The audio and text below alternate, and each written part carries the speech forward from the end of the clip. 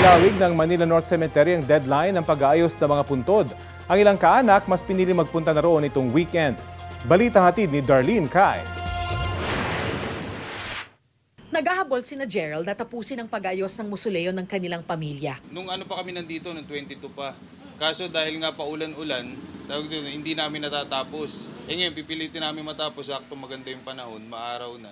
Sina Cray, inagahan ang dalaw para hindi na sumabay sa dagsa ng mga tao sa undas. Ang hirap kasi pag maraming tao, tapos ang traffic. Pinalawig hanggang Martes, October 29 ang pag-aayos sa mga puntod. Yan din ang huling araw ng libing at cremation bago mag-undas. Hindi po umayon yung panahon, nagkaroon tayo ng bagyo. Siyempre, yung mga kaanak, magkakaroon sila ng na sana magkaroon ng extension kasi hindi po namin nagawa yung paglilinis. Bubuksan sa mga dalawang Manila North Cemetery mula October 30 hanggang November 3, 5 a.m. hanggang 7 p.m. Bawal ang mga sasakyan at vendor sa loob ng sementeryo.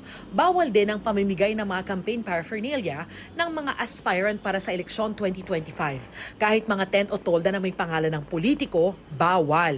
Sabi ng PNP, mahigit 27,000 pulis ang magbabantay sa undas sa buong bansa. Darlene Kai, nagbabalita para sa GMA Integrated News.